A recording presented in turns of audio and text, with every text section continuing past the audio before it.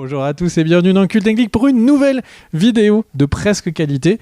Je suis avec l'ami Ker et on va parler des nouvelles informations qui sont tombées autour de DC. Alors comment est-ce que ça va s'appeler? Le DC Extended Universe, le DC Universe étendu, DCU. All-in-One, je ne sais pas. En tout cas, donc cet univers qui va être créé par James Gunn et son acolyte ont été annoncés le 31 janvier et on a pris un petit peu le temps pour pouvoir regarder un petit peu de quoi allait parler chacune de ces annonces. Ker va nous a préparé ce dossier. Ker, quelles sont ces annonces autour de DC? Et bonjour à toi. Alors, il y a plein de choses déjà à dire sur tout ça. Ça s'appelle DCU et en fait, ils enlèvent le E. Donc maintenant, c'est DCU, DCU. Et en fait, James Gunn et Safran, son acolyte, ont donc annoncé dans une vidéo, qui a fait un peu parler. D'ailleurs, je crois que tu en avais parlé soit dans une vidéo news, soit en off au téléphone, sur le fait que c'était juste James Gunn qui présentait le truc, alors qu'en fait, ils sont deux. Mais c'est vrai que c'est James Gunn qui porte le projet, en tout cas, on va dire sur les réseaux sociaux et visuellement. C'est lui la figure de ce DCU, un peu comme peut l'être Kevin Feige du côté de Marvel, mais ils sont vraiment deux, travailler là-dessus. Puis ils ont un pool de scénaristes et de réalisateurs qui est déjà défini. Et ça, en fait, je vais commencer tout de suite par vous dire un truc. Moi, je trouve ça extrêmement intéressant, ce qui a été proposé, et rassurant par rapport à toutes les craintes qu'on pouvait avoir. Alors, et c'est pour ça que c'est bien qu'on fasse la vidéo tous les deux, parce que moi, pas du tout. Ouais. Le chapitre 1 s'appelle Gods and Monsters, donc de Dieu et monstres. Alors, Gunn et Safran ne vont pas effacer ce qui a déjà existé, ils vont faire ce qu'on appelle un soft reboot, c'est-à-dire qu'on va remettre à plat certains éléments de l'univers d'ici développé au cinéma, et par le biais du film The Flash, introduire des nouveautés, modifier certains personnages, en effacer d'autres qui vont rester tels quels. Ça, Greg, explique-nous un peu en quoi Flash peut avoir ce rôle à jouer. Donc pour vous donner une idée, dans pas mal de comics, dans certains films d'animation, le Flash va tellement vite qu'il va ainsi revenir dans le passé et créer en fait des branches temporelles qui vont devenir être des timelines différents, qui vont chacun créer des univers différents. Et du coup, c'est donc le Flash qui va créer des univers différents. Ça, c'est une version qu'on peut voir dans les comics. Dans d'autres versions des comics, il y a, exactement comme chez Marvel, la Terre 1, 2, 3, etc. etc. Et c'est pour ça que l'événement le plus majeur qu'il y a eu chez DC, alors, d'un point de vue narration, je pense, c'est Crisis on the Infinite Earth. Et en fait, il y a chez DC aussi la vision de dire qu'il y a plein de mondes parallèles, plein de terres parallèles, avec chacun différent. Donc, justement, dans Infinite Crisis, on a un Superman qui est vieux, à un autre moment, on a un Superman qui est jeune, un autre où c'est... Enfin, et donc, au final, Flash, lui, par son pouvoir... Parfois, narrativement, ce qu'ils nous font, c'est qu'ils nous créent des branches de timeline différentes parce qu'il a changé le temps, un peu comme on peut voir dans Infinity War et de la manière dont c'est présenté, ou dans la série Loki. Et dans d'autres moments, il y a aussi la notion qu'il y a des mondes parallèles. Et on va voir dans le Flash de quelle manière c'est abordé, puisque on a la sensation, quand on regarde le trailer qui est sorti il n'y a pas longtemps, qu'en fait, là, c'est pas un Flash qui, comme dans le Flashpoint Paradox, va créer des mondes parallèles avec des timelines différentes. Là, il va carrément voyager dans des mondes alternatifs. Mais on va voir, ce n'est qu'une bande-annonce.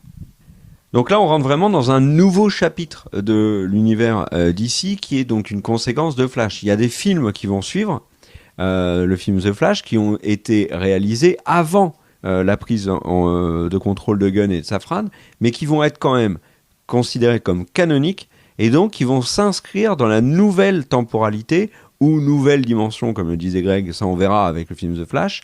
Donc c'est Beetle machin truc. donc j'ai oublié le nom, vous allez me dire, super, bravo, ça c'est fiable comme info, mais aussi et surtout Shazam 2 et Aquaman 2. Donc Aquaman 2 s'intègre réellement dans cet univers-là. Alors il y a eu plein d'éléments, on va voir, au niveau du casting, au niveau des acteurs qui ont été reprécisés par James Gunn. Première info, Lobo, Jason Momoa, ça ne se fera pas. James Gunn a dit qu'un acteur ne jouerait qu'un seul personnage, et en l'occurrence, Jason Momoa joue Aquaman, puisque Aquaman reste canonique dans le DCU, même s'il ne fait pas officiellement partie du chapitre 1. Il est canonique, donc Momoa reste Aquaman. Alors est-ce qu'on le reverra en Aquaman? C'est une possibilité, mais en tout cas il ne sera pas Lobo. Donc ça, première rumeur de Momoa en Lobo, c'est niet. Au niveau du changement des acteurs, ce qui a été confirmé, c'est que Henry Cavill ne reviendra pas en Superman. Ils sont bel et bien à la recherche d'un nouvel acteur pour jouer Superman. Par contre, il y a, concernant les autres acteurs, la possibilité de les voir revenir. Le film Wonder Woman 3 avec Patty Jenkins a été annulé, en tout cas dans la forme qu'il devait avoir, puisque Gunn n'était pas du tout satisfait de ce que proposait Patty Jenkins. Par contre, Gal Gadot n'est pas officiellement cut du DCU, elle pourrait revenir.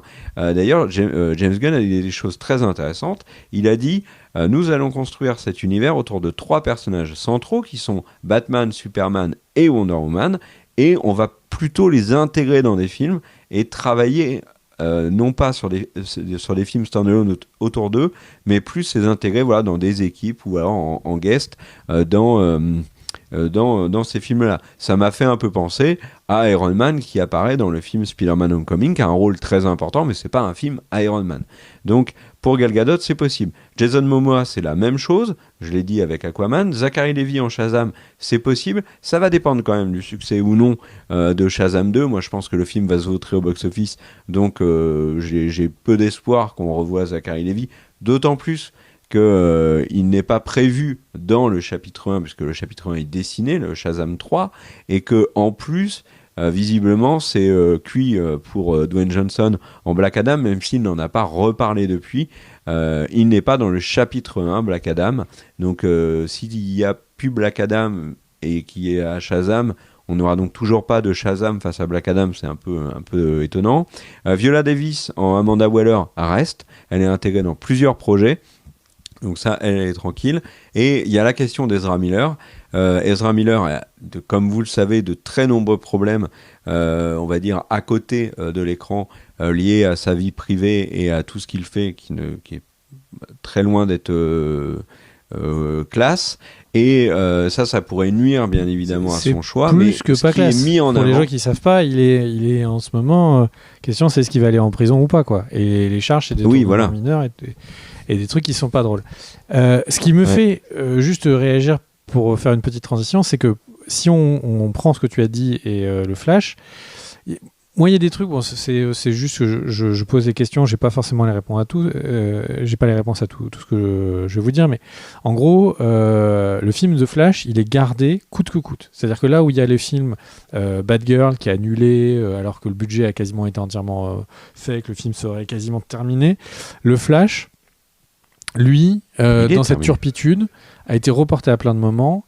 Il y a un acteur, je ne sais pas du tout, je pense qu'ils vont pas pouvoir faire une seule interview avec lui. On le voit plusieurs fois, il fait plusieurs flashs dans ce film. Et pourtant, l'acteur va, à mon avis, après ce film, disparaître d'Hollywood à juste titre.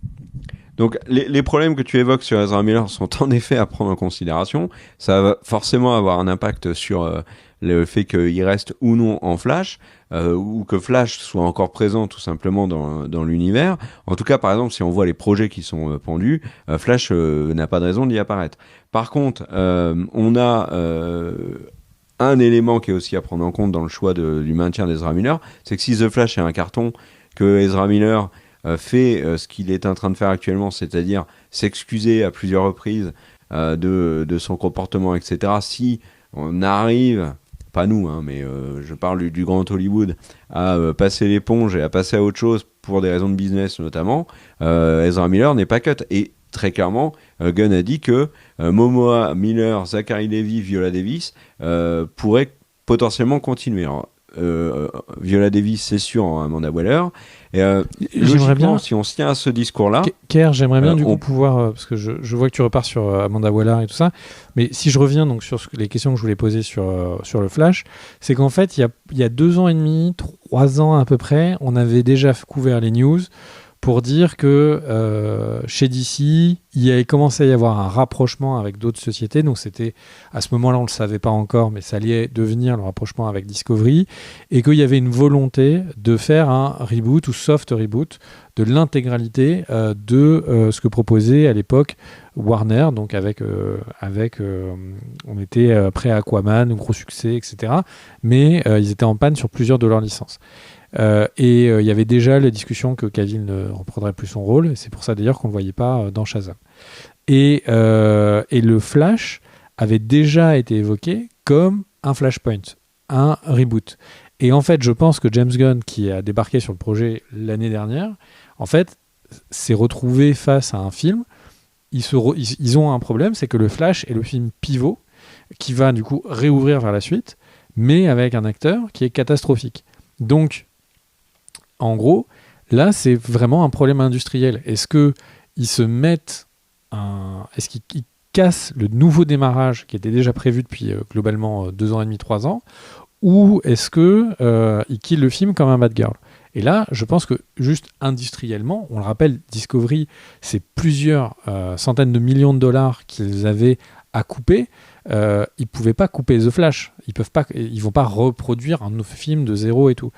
Par contre, le fait que Ezra Miller puisse faire Ave Maria et que tout lui est pardonné, j'ai du mal à le croire en 2023 que ce soit possible. Il y a des comiques qui font des vannes qui sont un peu osées du point de vue de certains. Et alors, je dis osées parce qu'il y en a certains qui font des blagues qui sont complètement limites, mais ce que je veux dire par là, c'est qu'il y a des gens qui font des blagues qui sont un peu sur la ligne, qui sont cancel, et Ezra Miller qui lui fait carrément des trucs à visiblement taper, c'est en jugement, mais il est accusé d'avoir tapé une nana dans un bar, essayer de détourner une mineure dont il lui a retiré tous ses passeports, papiers d'identité, etc., pour qu'elle puisse pas retourner chez ses parents. Enfin, c'est des accusations qui sont tellement au-delà de la perception de quelqu'un par rapport à est-ce que cette personne a dit quelque chose qui m'a choqué, qu'il faut annuler et tout. Là, c'est quelqu'un qui, si les procès lui donnent raison, est quelqu'un d'incroyablement néfaste. Et là, c'est la société qui va déterminer par la justice que cette personne est néfaste. Donc c'est pour ça que j'ai du mal à voir. Je comprends financièrement pourquoi est-ce qu'ils ont eu l'impression qu'ils n'avaient pas d'autre choix, même si éthiquement ils auraient pu en faire un autre. Mais par contre, sorti de là, si le film il n'est pas milliardaire x3, je vois pas comment ils peuvent le garder. Non, t'en penses quoi, Pierre ? J'en pense qu'en ayant vu le trailer qui met énormément en avant Ezra Miller, et notamment 2 Ezra Miller en l'occurrence, plus tout ce qui est promo visuel avec Ezra Miller, les affiches avec Ezra Miller, etc., je pense qu'ils sont plutôt en train aujourd'hui d'essayer de mettre les problèmes sous le tapis que de dire on enlève Ezra Miller. Mais de toute façon, le Flash n'est pas Batgirl. D'ailleurs, James Gunn en a parlé. Il a dit que si le Batgirl était annulé définitivement, c'était que le film aurait été nocif. Et c'est le terme qu'il a utilisé. Il aurait été mauvais pour la suite. Donc probablement qu'il développait des choses qui étaient complètement incohérentes avec ce que Gunn voulait faire. Par contre, le Flash est très clairement le point de départ du nouveau chapitre. Et donc, il est extrêmement important. Et je pense que du côté de Gunn et Safran, on n'a qu'une envie, c'est que le film soit un carton pour pouvoir introduire dans ce film, et ils n'ont pas précisé comment, des éléments qui vont avoir un impact sur la suite. Notamment, quid de Batman ? Est-ce que Ben Affleck va rester en Batman, ou est-ce que c'est Michael Keaton qui va être le nouveau Batman de DC ? Et on va aussi parler après du Batman de Robert Pattinson, parce qu'il y a des choses à dire. Donc là, concrètement... Tu parles d'introduction, mais il y a Supergirl. Alors, mais justement, il faut parler de Supergirl parce qu'on a un autre élément qui est à prendre en compte, c'est que la Supergirl du film The Flash n'est pas du tout assurée d'être la Supergirl du film Woman of Tomorrow. Donc, Quel bordel. Pour le grand public, mais quel bordel ça va être. Oui, non, mais d'accord, mais en fait, peut-être que le film The Flash va tout simplifier. On ne sait pas. Peut-être qu'à la fin du film The Flash, on a un univers qui est établi. The Flash, il est là, et en fait, Supergirl, c'est pas elle, c'est plus la même actrice. On voit bien avec le trailer que de toute façon, Gunn, qui à mon avis a eu son mot à dire sur le montage final du film, a gardé. En tout cas, Warner a gardé par exemple des personnages qui étaient là avant, comme Zod, qui va être le grand méchant de The Flash, ou un des grands méchants de The Flash, puisque certains en espèrent un autre. Et il y a des personnages qui étaient là avant, comme Ben Affleck, qui sont de la partie. Et du coup, donc ça c'est Infinite Crisis. Et en gros, pour ceux... Si j'arrive à vous montrer. Donc en gros, et pour reprendre un peu ce que disait Kerr, en gros, je sais pas si on voit bien. Vraiment, c'est un événement vraiment plus que majeur. C'est vraiment tous les univers qu'ils ont explosé pour en refaire d'autres. Donc dedans, on voit qu'il y a des Superman qui sont vieillots, on en voit d'autres qui sont très jeunes, etc. Et ça ressemble beaucoup à ce qui est dans les propos teasés. Alors attention, parce que les puristes, juste ceux qui ont lu, ne serait-ce que les 5 premières pages, savent que les histoires ne partent pas du tout de la même chose. C'est complètement le cas. Mais est-ce qu'ils vont pas utiliser certaines mécaniques de reboot pour relancer leur univers? J'ai l'impression que si. Kerr, je te laisse continuer. En effet, on verra bien avec The Flash qui est encore bien mystérieux et qui donne forcément envie de le voir pour la suite de DC. Alors, du coup, ce chapitre 1 qui a été annoncé, Gods and Monsters, c'est basé, et c'est d'ailleurs une grande surprise, c'est pas les films qu'on attendait. Très clairement pas. On n'est pas dans du Marvel qui va te faire un Black Panther 1, Black Panther 2, Black Panther 3, etc. On est plus sur, et c'est osé de la part de James Gunn, et c'est aussi pour ça que beaucoup ont été déçus, parce que c'est des trucs qu'ils ne connaissaient pas ou qu'ils n'attendaient pas. James Gunn s'est basé sur les comics, en disant que lui, il aimait beaucoup les comics, que pour lui, c'était vraiment la base, que du côté de DC, il y avait des comics et des arcs qui étaient extrêmement intéressants, et que des équipes, notamment, qui n'étaient pas forcément connues, mais qui avaient des comics qui étaient très réussis, et que pour lui, le comics, c'était loin d'être quelque chose qui devait mourir, mais au contraire, être tout à fait intégré dans le projet DC, qui est ce chapitre 1 qui, alors il l'a dit sans donner plus de détails, sera basé sur des ouvrages, des jeux, des séries, des animés et donc forcément des films. Donc il y a plein de choses qui vont être intégrées là-dessus, même s'il y a déjà beaucoup de choses qui ont été annoncées. Le premier truc, en dehors de ce que j'ai dit tout à l'heure sur le casting, c'est l'équipe qui va travailler avec James Gunn. Il a un pool autour de lui et de Safran qui a l'air d'être fixe, et ils vont construire cet univers ensemble. Donc on a Crystal Henry qui avait travaillé sur Watchmen, donc ça c'est quand même extrêmement intéressant. On a Christina Hodson qui a travaillé sur le film The Flash. On a Drew Goddard qui a bossé sur plein de trucs. Je me demande s'il a pas bossé sur Daredevil notamment, et qui a fait The Martian. On a Jeremy Slater qui a travaillé sur la série Moon Knight. Et on a aussi, et c'est là où c'est vraiment quelque chose, un gage de qualité à mon sens, on a Tom King, qui est une grande référence du côté des comics chez DC, qui a travaillé sur Batman, etc., mais qui est surtout celui qui a écrit Supergirl, Woman of Tomorrow, qui va être un film. Donc on a l'impression que Gunn est allé chercher des gens qui savaient faire des films, faire des séries, et aussi des gens qui étaient du cru du comics, du cru de chez DC, et qui étaient des gens de qualité. Au niveau des réalisateurs, Gunn pour l'instant n'a pas tout révélé. Globalement, il va réaliser certains films, il va en écrire certains. On a l'impression que Gunn s'approprie un peu trop de choses. Je ne suis pas certain. Andrei Muschietti, qui est le réalisateur de The Flash, logiquement devrait réaliser plusieurs films d'ici dans le chapitre 1. James Mangold, qui est le réalisateur du prochain Indiana Jones, mais qui a fait Logan aussi, lui a fait un Instagram, je crois, c'était en l'occurrence un Instagram, qui a été, oui c'est ça je crois, où il met une photo de Swamp Thing parce que Swamp Thing va aussi être un film. Et visiblement il a un grand intérêt pour le réaliser, donc ça serait quand même quelque chose d'intéressant. Et puis Ben Affleck visiblement aurait enfin la réalisation d'un film d'ici, ce qui lui a été promis depuis longtemps. Alors il devait réaliser son film Batman, ça ne devrait pas être un film Batman, mais ça devrait être un film d'ici. Alors pour ceux qui sont inquiets au fait que Ben Affleck puisse passer derrière la caméra, sachez qu'il a déjà réalisé plusieurs films et que certains de ses films sont très bons. Si je ne dis pas de bêtises, c'est lui qui a réalisé Argo et qui était très bon.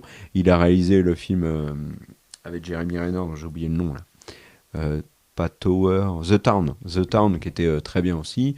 Enfin bref, Ben Affleck est un bon réalisateur. Donc voilà. Avant d'entrer dans le détail de tout ça, il y a des éléments dans le détail du chapitre 1. Parlons de ce qui est à côté. Parce que c'est aussi une des grandes interrogations. Vous savez, c'est un peu le foutoir, hein, mais c'est normal. Il y a énormément d'interrogations sur ce qui existait là et qui potentiellement ne pourrait plus exister ou va continuer. Gunn a dit que certains des projets qui étaient lancés avant lui allaient persister. Et notamment des séries, etc. Alors, les séries de la CW, que ce soit Legend of Tomorrow ou The Flash, vont s'arrêter. La série Stargirl s'arrête. Je me permets d'ajouter qu'il y a eu des sources non officielles, mais qui sont revenues avec insistance et qui ont été repris par des gros sites internet, qui annonçaient que sur la CW, en fait, toutes les séries d'ici, pour $1 de production, enfin pour $2 de production, en rapportaient 1. Donc elles étaient toutes à perte depuis très longtemps, et que DC les avait, et Warner avait essayé de continuer de les produire pour en fait créer un engouement qui ne venait pas. Voilà. Ouais, et il y en a une qui est sauvée néanmoins. Qu'elle soit retirée dans un univers où Warner Discovery ne peut plus se permettre de faire des projets à perte. Il y en a une qui est sauvée, mon cher Greg, c'est Lois et Superman, parce qu'elle a des très bons retours critiques. Entre autres, ouais, critiques. Et le public est là, donc Lois et Superman devraient continuer. Au niveau des animes, et là, c'est là où moi j'étais inquiet. Est-ce que la série animée Harley Quinn que j'adore va être annulée? Visiblement non. D'abord parce qu'il y a encore des productions qui sont faites dessus. La saison 3 vient de sortir en France sur Toonami d'ailleurs. Et il y a un épisode qui s'appelle A Very Problematic Valentine's Day Special qui est sorti pour la Saint-Valentin. Qui est sorti un peu avant la Saint-Valentin aux US et en France sur Toonami pour la Saint-Valentin, où on va voir justement différents couples célèbres de l'univers d'ici parler face canapé un peu à la Modern Family de leur couple, et on a Superman et Lois, Hawkman et je ne sais plus, Hawkgirl je pense, j'en sais rien. Donc voilà, j'ai pas encore vu cet épisode. Voilà, mais le truc qui est très rassurant concernant Harley Quinn, c'est qu'il a été révélé après la révélation de Gods and Monsters que le projet animé de série télé autour de Kite Man, qui est un des personnages de la série Harley Quinn qu'on voit dans les 2 premières saisons, qui est l'homme cerf-volant, est toujours maintenu sur HBO. Donc s'ils maintiennent cette série-là, logiquement, Harley Quinn devrait continuer, en sachant que la saison 4 a été signée, mais la série Harley Quinn est tellement stylée qu'il lui faudrait au moins 20 saisons. Donc voilà. À côté de ça, il y a des films qui sont à part, et ça, James Gunn l'a bien dit, ils font pas partie du DCU, mais ils existent, et ils auront leur développement. Gunn va pas chercher à les intégrer coûte que coûte dans l'univers, dans le chapitre 1, contrairement à ce que fait Marvel. What If par exemple aurait pu être tout à fait à l'écart, et ils ont absolument tenu à le canoniser dans le MCU, ce qui à mon sens était une erreur. Là ils ne vont pas le faire, et ces films en l'occurrence c'est le Batman de Pattinson et Matthew Reeves, et il y aura la suite donc qui a été confirmée, je crois que c'est pour 2025, qui s'appellera Part 2. Et on aura le Joker, donc dont le 2e film avec Lady Gaga et Gugu Mbatha-Raw reviendra, donc, mais sera vraiment à l'écart. Ils ne vont pas chercher à intégrer Joaquin Phoenix par exemple en Joker dans le chapitre 1, ni Robert Pattinson en Batman. Ça ne va pas être lui le Batman du DCU chapitre 1 si Batman apparaît. C'est pour ça que tout à l'heure je disais, est-ce que ça va être Ben Affleck, est-ce que ça va être Michael Keaton? ou un nouvel acteur, on part plutôt sur un nouvel acteur. Pourquoi ? Parce qu'il y a eu une rumeur qui a enflammé les réseaux sociaux ces derniers jours. C'était en fait George Clooney qui allait reprendre son rôle de Batman. James Gunn a mis un terme à la rumeur en disant que c'était faux et qu'il cherchait un nouvel acteur. Donc, logiquement, si on suit Gunn, ça ne sera ni Keaton ni Ben Affleck, mais plutôt un nouvel acteur. Donc voilà, on va passer maintenant aux différents films de cet univers avec, donc je remonte les différentes annonces. On a quoi ? Alors on va commencer par une série animée qui va être le premier élément de ce chapitre 1 qui s'appelle Creature Commandos, qui est une série animée de 7 épisodes, produit, réalisé, écrit je crois, écrit. Je ne sais plus, mais en tout cas James Gunn est vraiment au cœur du projet. C'est une sorte de Suicide Squad avec des personnages haut en couleur, j'ai envie de dire. Donc dans le lot, on trouve Rick Flag Senior, donc qui est le père de Rick Flag. Il y a Frankenstein, il y a la femme de Frankenstein qui est le personnage principal de cette série animée. On a un robot militaire. On a un personnage qu'on connaît puisque c'est la belette de Suicide Squad de James Gunn qui fera son retour. Donc voilà, il y a des personnages qui sont intéressants. Lady Frankenstein, elle s'appelle The Bride et c'est elle qui vraiment sera au cœur de ce première production officielle du chapitre 1. Ensuite, on aura le 11 juillet 2025 l'adaptation du comics Superman Legacy de Superman, qui sortira donc, comme j'ai dit, en 2025. J'en sais pas plus. J'ai pas voulu m'intéresser à cet arc que peut-être tu connais, mon cher Greg. Superman Legacy, j'ai envie d'avoir la surprise. En tout cas, la seule chose qu'on sait, c'est qu'ils sont à la recherche d'un nouveau Superman pour incarner le Clark Kent. Donc voilà, et ça sera le premier film. Et on sait qu'ils cherchent un Superman très jeune. Ouais. Qui va être un changement. Ouais. Alors que tu vois là, sur les petites images que je vois de Superman Legacy, il a pas l'air si jeune que ça en fait. Donc voilà. Ah oui, autre chose intéressante à dire, j'ai oublié un des films qui est à part, c'est le Superman noir. Le projet est toujours en cours, il n'est pas annulé du tout et il sera à l'écart. Comme, et ça va t'intéresser aussi, comme Constantine 2. En fait, il y a eu pas mal de sites qui étaient sur d'eux concernant l'annulation de ce projet, et en fait, pas du tout. Warner Bros. Discovery a dit que le projet était toujours en chantier avec Keanu Reeves, donc qu'il n'y avait pas d'inquiétude à avoir là-dessus. Ça, c'est quand même, je trouve, une bonne nouvelle. En fait, le truc, c'est que tu peux pas annuler un film avec Keanu Reeves à l'heure actuelle. Il est trop gros. Non, c'est trop dangereux. Trop de succès. Oui, et puis même s'il s'énerve, tu fais quoi ? Tu fais quoi si Keanu Reeves s'énerve ? Alors, le troisième élément de ce dieu et monstre, God and Monster, c'est la série live action sur Amanda Waller, qui pour moi apparaît comme une grande déception. Pourquoi ? J'ai rien contre Amanda Waller. C'est la suite logique de Peacemaker. C'est là où, au niveau du casting, j'ai envie d'être rassuré, puisque Amanda Waller sera la partie. On devrait donc encore avoir sa fille. Potentiellement, on devrait avoir l'actrice qui est l'épouse de James Gunn qui reprendrait son rôle. Potentiellement, on peut imaginer qu'on y verra John Cena en Peacemaker. Donc, le casting de la série Peacemaker devrait logiquement apparaître dans cette série. Mais le truc, c'est que dans ce chapitre 1, il n'y a pas d'apparition de Peacemaker saison 2. Elle est reportée à plus tard et on n'a aucune info dessus. Donc ça, c'est quelque chose qui, pour le coup, m'a mis un peu le seum lors des annonces. Donc voilà, mon cher Greg, en tout cas, la série Amanda Waller est prévue. Alors après Waller, c'est un film, et là, c'est un film qui va faire partie de tous ceux du chapitre 1 qui peuvent étonner, puisqu'en fait, c'est pas du tout, comme je disais, ce qu'on pouvait attendre. C'est même quelque chose qui est assez méconnu du grand public. Ça s'appelle The Authority, qui est en fait un comics qui est développé dans un label de DC qui s'appelle Wildstorm, qui, si j'ai bien compris, sort des comics qui sont un peu différents du comics classique. Et là, The Authority, c'est une équipe de super-héros qu'on ne connaît globalement pas. Alors, certaines rumeurs évoquent la présence de Lobo, mais on a d'autres personnages beaucoup plus importants dans cette équipe qui sont des personnages qu'on ne voit pas traditionnellement. Et The Authority, donc par exemple, a été écrit par Warren Ellis et Brian Hitch, qui lui et Brian Hitch faisaient le dessin. Et en fait, c'est une équipe qui agit au niveau mondial sur la politique, sur une influence géopolitique, sur le. C'est très flou même pour moi là, en ayant lu des trucs dessus. Mais globalement, ce qu'on peut dire, c'est que ça va être assez violent. Ça va aborder des thèmes qu'on voit pas dans les films d'ici et les films de super-héros classiques, comme le suicide, comme la consommation de drogue, il y a plein de choses qui vont être un des éléments que j'avais lu sur The Authority, c'était parfois un récit qui se voulait carrément révolutionnaire, mais dans le sens Che Guevara, quoi.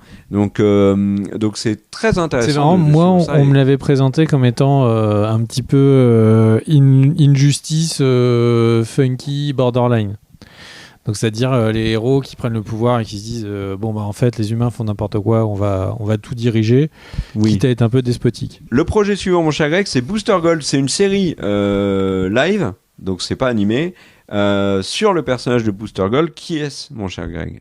Alors Booster Gold, en fait, c'est un tocard du futur. Je crois que c'est un acteur, ou en tout cas, c'est quelqu'un qui a un raté du futur. Pas que tous les acteurs soient des ratés, mais dans le comic, c'est le cas. Et qui remonte le temps, mais avec des technologies du futur, et qui l'utilise pour faire croire qu'il est un super-héros. Il est extrêmement égocentrique, il se la raconte tout le temps. En nom de super-héros, c'est Booster Gold, parce que le mec, c'est l'or, quoi. Et il y a quelques arcs où en fait il y a une espèce de rédemption dès le début où il se rend compte qu'en fait il peut être plus que quelqu'un qui a des fans et des supporters, quoi. Il peut être quelqu'un qui fait le bien, et il s'intègre avec petit à petit la Justice League. Je crois que c'est c'était en Justice League, dessin animé où il était devenu un membre de la Justice League, et c'est un personnage, en gros. Je pense que c'est pas anodin de le faire de nos jours, parce que ça peut être quelqu'un et c'est là où ça me fait des trucs un peu peur, c'est que ça peut être un personnage qu'on pourrait nous présenter comme quelqu'un qui a très envie d'être très gros sur les réseaux sociaux, d'être une espèce de héros influenceur. C'est quelqu'un qui peut être un peu dont on peut se moquer un peu à son insu, parce qu'il se la raconte beaucoup, parce que il est pas très bon, mais au fur et à mesure il le devient. Donc c'est un personnage, moi, que j'ai trouvé qui était assez réussi dans certaines de ses variations, et que j'avais vraiment trouvé assez attachant, et d'autres où je l'avais trouvé juste comique, vraiment très loupé, et j'espère qu'ils iront pas sur le côté à la recherche de l'influenceur, parce que là ce serait un peu naze. Voilà. Tu voulais dire, mon cher Kia ? Je veux dire le suivant, parce que le suivant c'est un film et il est très attendu, c'est The Brave and the Bold, qui est en fait un film Batman, mais pas que Batman, puisque James Gunn a dit qu'il trouvait dommage qu'on ne creuse pas davantage dans tous ceux qui gravitent autour de Batman. Alors je parle pas des méchants, mais je parle plutôt de Batgirl, de Robin, et consorts, qu'on voit notamment dans la série Titans, dont d'ailleurs l'avenir est pour l'instant en pointillé, on ne sait pas. The Brave and the Bold, c'est l'adaptation au ciné d'un comics de Morrison qui est apparemment une référence. Je ne l'ai pas encore lu, mais ça fait partie des choses que je vais lire, qui en fait met Bruce Wayne avec Robin, qui n'est autre que son fils, Damian. Donc voilà. Moi, ça me botte vraiment moyen, hein, parce que Damian est le Robin alors je sais qu'il y a plusieurs qui sont fans de Damian. Moi, c'est le Robin qui me gonfle le plus. C'est un psychopathe, enfin il est borderline psychopathe tout le temps. Il est c'est pas drôle, il tue l'ambiance en permanence. Il y a des moments, il est vraiment borderline, à vouloir assassiner les méchants, etc. Et c'est parce que c'est le fils de Batman que, en gros, on pardonne des choses. Enfin, moi, Damian est un personnage qui ne me parle pas du tout. Je sais qu'il a une grosse cote de popularité. Les derniers films d'animation Batman, beaucoup l'ont eu. Moi, ça me Brave and the Bold, il y a tellement plein d'autres comics vraiment mortels. C'est vraiment pas un de mes préférés. Donc, Ouais, moi franchement de tout ce qu'ils auraient pu annoncer sur Batman, c'est peut-être le truc qui me hype le moins de ce qui est possible, quoi. Alors que j'adore Batman, mais là c'est vraiment un peu déception. J'aurais préféré un truc très classique comme Your One. Enfin, c'est ouais, le Long Halloween, ou s'ils voulaient montrer plein de choses. Mais ouais, là vraiment, je pense que de toutes les annonces Batman possibles, c'est à mon avis peut-être top 3 des trucs qui me hype le moins. Mais on a en même temps le Batman de Pattinson qui lui s'est avéré bien. Et du coup, ça va donner un truc qui est complètement chelou. On va avoir un Batman de Pattinson qui va être la concurrence d'un Batman de James Gunn. Donc s'il y en a un qui est moins bien que l'autre... Est-ce qu'ils vont être en concurrence ? Parce que si tu as... Et je pense que le choix de développer tous les sidekicks de Batman n'est pas anodin. Gunn va peut-être développer Robin, peut-être ajouter Batgirl, peut-être etc., etc. Alors qu'à côté de ça, on va avoir le Pattinson qui lui va développer plutôt la cour des hiboux, etc., etc.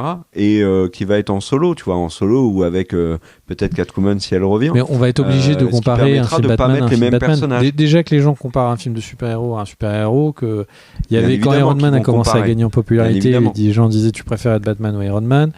Les films du MCU sont tout le temps comparés entre eux et avec les films de DC. Et là, t'as une franchise Batman et t'as une autre franchise Batman au même moment au cinéma. Et oui, pour l'instant, Pattinson, franchement, c'était un très très beau démarrage. Là, ça arrive avec, je vous dis, dans les personnages que j'aime le moins. Je suis vraiment très sceptique quant à la construction de cet univers. Ils ont besoin d'un Batman, certes, mais je trouve ça plus. Enfin, moi, ça me hype pas du tout, quoi. Voilà. Mais moi, je trouve ça bien qu'ils maintiennent quand même des films à l'écart du DCU. Qui ont leur propre identité créatrice, etc. À l'inverse de Marvel qui refuse catégoriquement. Et du coup, moi, je ne peux que leur tirer un chapeau, même si je te fais confiance sur le fait que, par exemple, t'étais pas chaud sur ce truc-là. Le fait que moi, il y ait 2 Batman me gêne pas du tout si c'est cohérent d'un point de vue univers global, donc le DCU avec ce chapitre 1, et les trucs à côté qui vivent leur vie tranquille et nous proposent autre chose. Ensuite, on a une série, mon cher Greg. Moi, ça me fait vraiment penser à des mecs qui sont... C'est pas has-been, mais c'est en dehors du truc, quoi.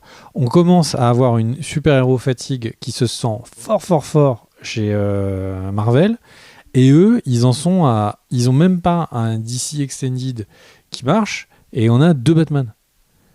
Mais là, on en a 3. Pour moi, c'est une erreur de construction. Mais on verra si ce sont des bons films. Moi, j'ai juste une envie, c'est que ce soit des excellents films. Est-ce que la solution pour toi, c'était de cut Pattinson alors ? Mais non, ils ont un succès. Attends, ils ont quand même enchaîné des échecs. Ils ont des films qui sortent même pas, qui ont l'air d'être tellement problématiques qu'ils les annulent. Et là, ils ont un succès. Mais capitalisez dessus. Vous avez Batman qui est certes... Donc l'intégrer dans le chapitre 1.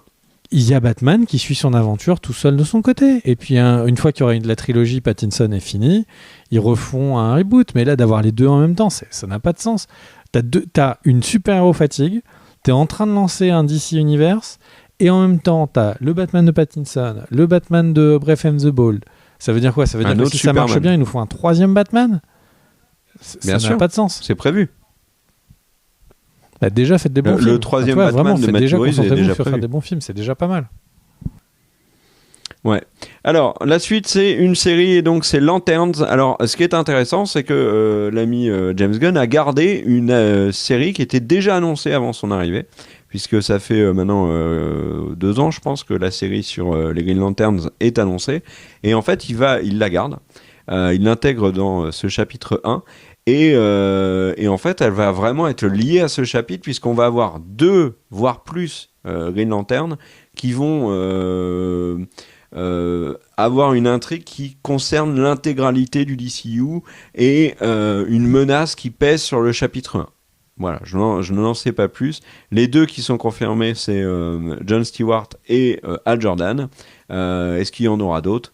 Pour l'instant, ce sont des rumeurs. Voilà pour cette série. Tu Film dis d'action et là, moi je rajouterai un film truc sur d'action. la série des lanternes, c'est que James Gunn dit que ce sera attends, quel mot il a utilisé? C'est le trou détective du district de la Terre. Et avec deux personnes, etc. Alors déjà, les Green Lanterns sont souvent seuls, enfin ils ont une zone, etc. Mais ça j'ai envie de dire, c'est anecdotique. Et là, d'avoir les deux qui mènent une enquête, True Detective, c'est un exemple qui paraît pas anodin, quoi. C'est une série un peu indépendante, alors c'est sur HBO, etc. Mais dans sa construction, on sent plus le film indépendant américain. Ils sont au ras du sol, ils mettent une enquête. C'est très étonnant quand on parle de True Detective, donc des flics qui sont sur le terrain en train de poser des questions porte à porte. Et à côté de ça, on en parle des Green Lanterns qui sont une entité galactique qui se tire leur pouvoir d'une planète qui s'appelle Oa. Enfin, c'est un grand écart. Je suis très curieux de savoir comment ils vont le faire. Alors après, on pourra toujours argumenter, comme c'est James Gunn, que ça va être un gag sketch et que comme ça, c'est facile de tenir les filons. Mais True Detective, c'est très sérieux. Donc je suis très curieux de savoir qu'est-ce qu'ils vont en faire. Le terme True Detective et Green Lantern, ça m'intrigue. Eh ben, c'est le moment, mon cher Greg, que je vais choisir pour évoquer un truc qui me surprend dans cette présentation du chapitre 1.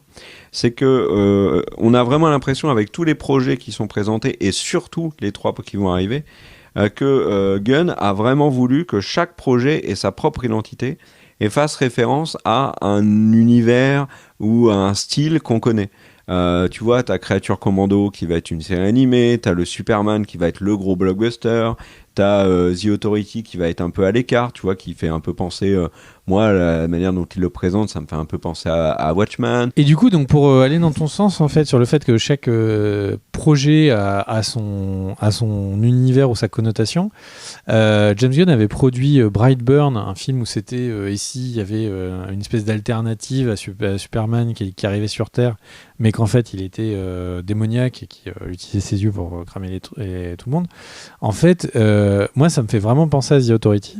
Et qu'est-ce qui se passe? Il fait une version vraiment maléfique, en fait, de l'univers. Et effectivement, comme ça, d'aller travailler sur des thématiques un peu horreur, un peu policier, etc., comme tu le disais, effectivement, ça pourrait donner des tons réussis. Mais j'ai envie de dire, il a inventé le fil à couper le beurre, parce que Marvel, les Shang-Chi, c'est un kung-fu. Ils ont Gardien de la Galaxie, c'est space opéra comique. Enfin, ils ont les films par essence, en fait, la création des projets sont validés avec un titre, quelques acteurs, réalisateurs et un genre. Donc là, pour le coup, il dit je vais pas faire que des méga blockbusters qui s'adresseront tous à la même personne. Bravo. Mais bon, tu voulais enchaîner. C'est pas ce que je disais, mais dans la présentation là de ce chapitre 1, moi j'ai l'impression vraiment qu'on a des styles différents. Tu vois, Booster Gold la comédie, Lanterne, tu disais c'est un peu l'enquête. Les 3 suivants que je vais évoquer après ont leur propre identité. Et en fait, contrairement à Marvel et c'est là où c'est un immense paradoxe, parce que James Gunn a contribué énormément à une espèce d'homogénéité dans le ton du MCU. C'est-à-dire qu'il est arrivé avec les Gardiens de la Galaxie et il a pas été dans une rupture totale parce qu'Avengers l'avait déjà fait, mais dans le côté humour. Et tous les films derrière ont repris dans le MCU ce côté humour, il en fallait dans le style des Gardiens de la Galaxie. Au point où James Gunn s'est perdu lui-même. Tu vois, dans les Gardiens de la Galaxie 2, il est déjà beaucoup moins inspiré. Sur le truc de Noël, il est complètement... c'est l'ombre de lui-même. Mais il a introduit dans le MCU un truc qui a été repris tout le temps. Et là, j'ai l'impression qu'il veut rompre avec ce chapitre 1 de DC. Il veut rompre avec cette homogénéité de Marvel, en proposant, en tout cas sur le papier, on verra ce que ça va donner dans les productions, mais avec des trucs qui seront différents. Donc Booster Gold, on va se marrer, Lanterns, on va avoir une enquête. Alors en plus original, comme tu le disais, parce que là c'est une enquête, ça va pas être Woody Harrelson et Matthew McConaughey dans un état du sud américain avec leur tenue dégueulasse et compagnie. Non, ça va être des mecs qui ont des anneaux magiques et qui volent et puis qui peuvent faire transformer tout ce qu'ils veulent avec leurs anneaux. Non, là on a... mais en tout cas, j'ai l'impression que vraiment qu'il veut proposer dans chaque production quelque chose de vraiment différent. Et le suivant, c'est un film Supergirl qui s'appelle Supergirl, A Woman of Tomorrow, qui est l'adaptation de cet ouvrage.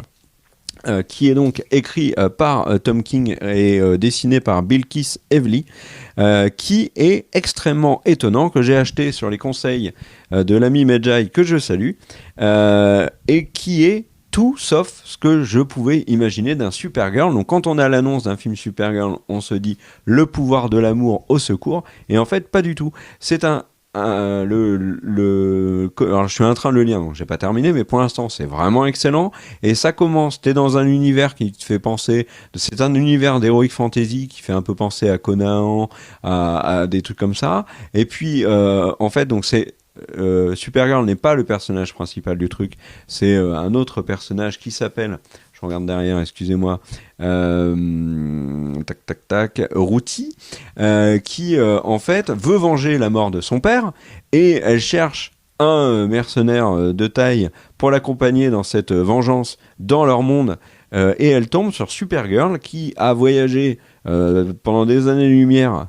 Elle a 21 ans, elle a voyagé dans des années-lumière pour que son pouvoir lié au soleil soit atténué, pour qu'elle puisse en fait pouvoir s'enivrer. Parce que comme avec le soleil, l'alcool n'a aucun impact sur Supergirl, elle voyage en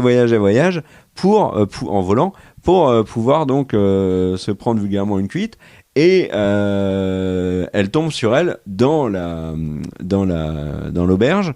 Et on passe d'un univers d'heroic fantasy à quelque chose qui est hyper étonnant, où Supergirl a un vaisseau, où il voyage, alors pas dans le vaisseau de Supergirl, mais il voyage et rencontre d'autres personnages extraterrestres, et du coup on est plongé dans un espèce d'univers qui fait un peu penser aux Gardiens de la Galaxie. C'est un mélange des genres, avec une Supergirl qui est très différente de ce qu'on a l'habitude de voir. Pour l'instant c'est vraiment excellent, et ça peut donner un film à mon avis qui va vraiment surprendre.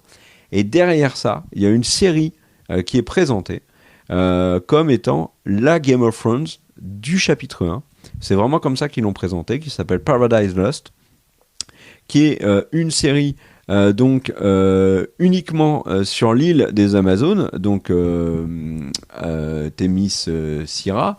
Donc c'est avant l'apparition de Wonder Woman, donc il n'y aura pas Wonder Woman. Alors peut-être que Gal Gadot fera une apparition par exemple, ou peut-être que Gal Gadot sera la narratrice de la série, pourquoi pas.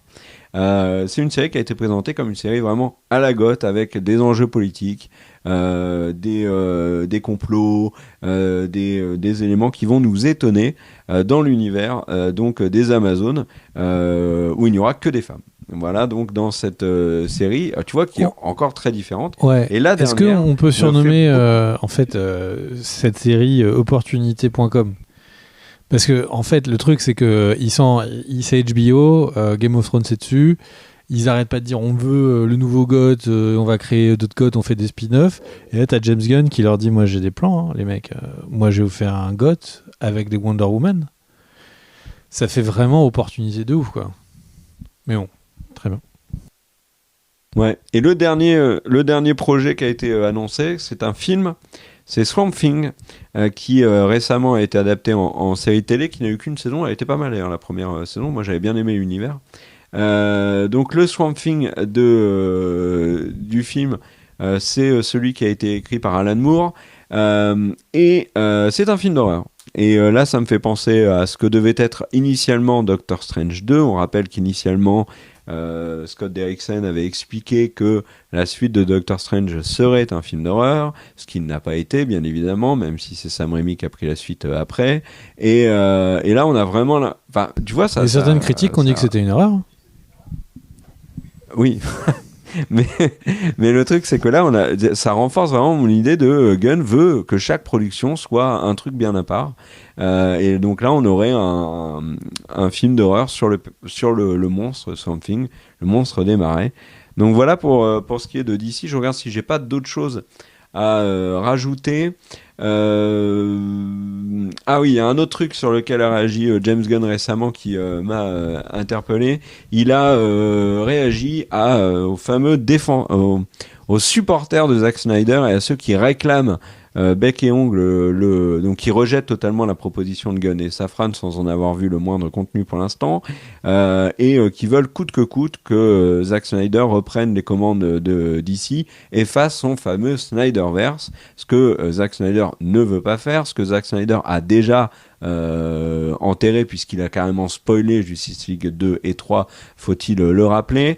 Et il y a un hashtag donc qui en gros demande au Snyderverse d'être racheté par Netflix, et Gunn a réagi en disant que c'était complètement ridicule puisque Netflix n'avait jamais montré le moindre intérêt dans cette volonté d'acheter le Snyderverse. De toute façon, il ne pourrait pas le faire, et puis la Warner n'acceptera jamais qu'il y ait un développement de l'univers d'ici sur Netflix alors qu'il y en a un en parallèle sur HBO Max. Ceux qui acceptent du coup, ou ceux que met sur la table Disney, faut jamais dire jamais dans le monde du business.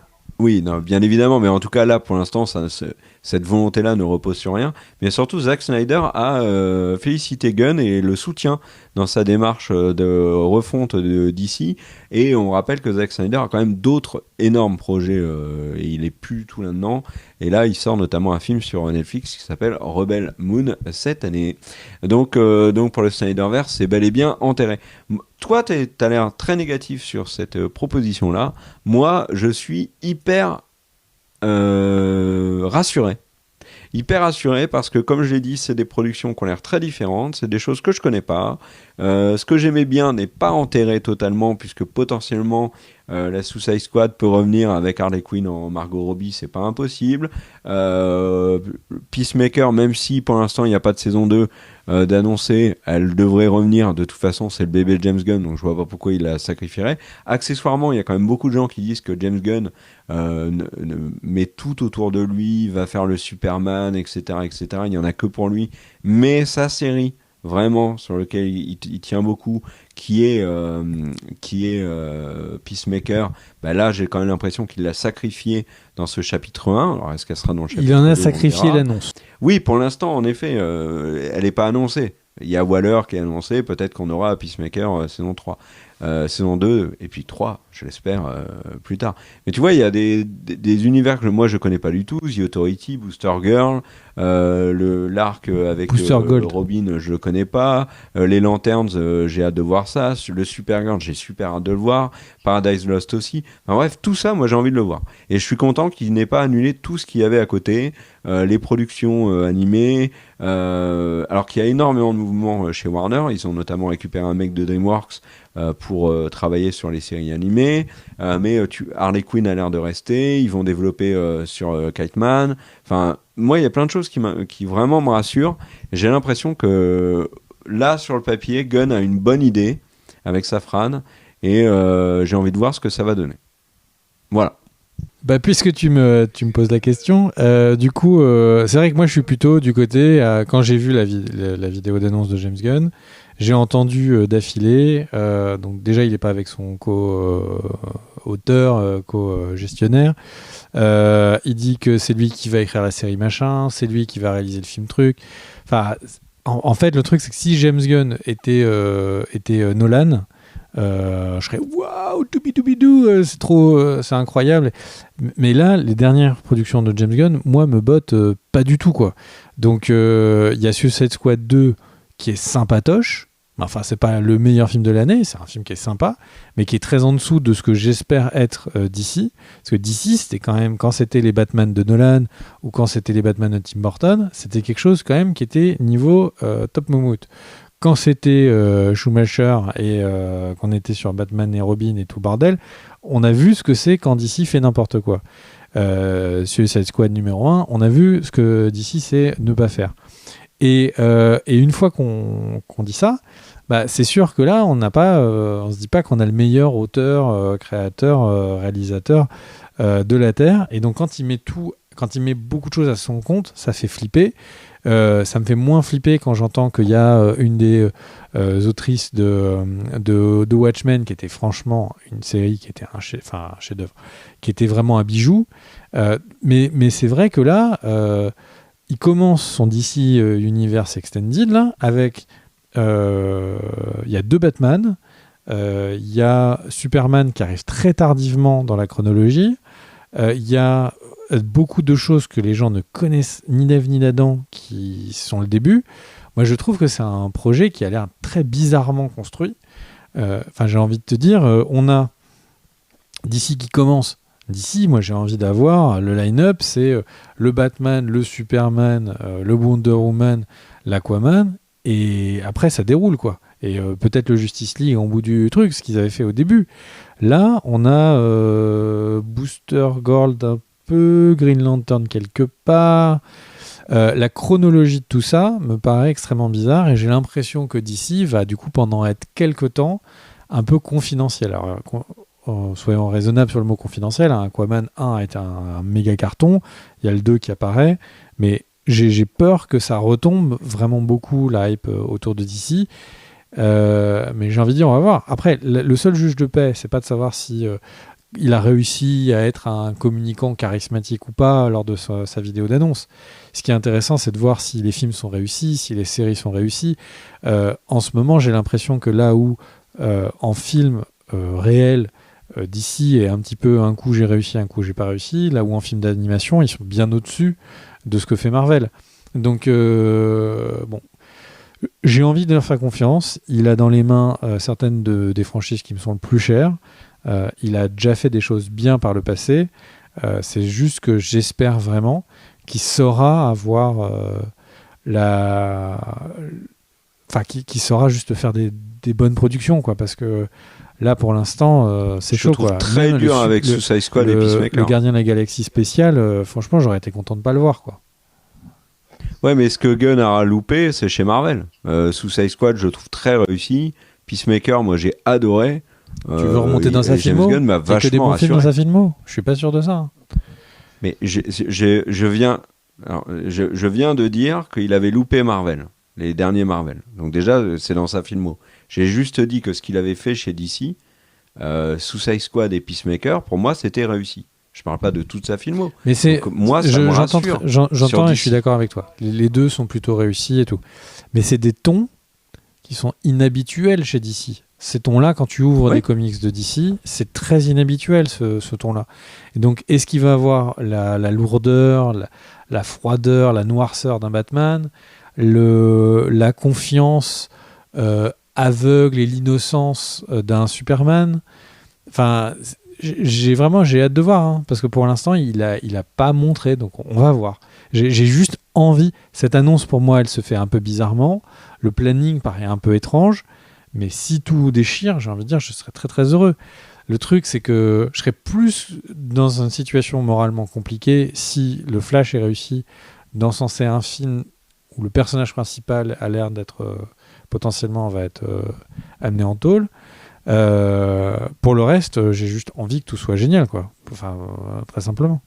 Je te laisse le mot de la fin parce que c'est toi qui es le plus hypé par toutes ces annonces. Eh ben, merci à tous d'avoir regardé la vidéo. N'hésitez pas à mettre un commentaire. Dites-nous ce que vous en pensez de ces annonces. Il y avait énormément de choses à dire. Ça partait un peu dans tous les sens, mais c'est normal. DC part un peu dans tous les sens, même si James Gunn, forcément, dans cette annonce, a essayé de bien clarifier les choses. Donc voilà. Et puis, merci aux tipeurs, sans qui toutes ces vidéos ne pourraient pas se faire. On se retrouve très vite pour d'autres vidéos sur la chaîne. Ciao!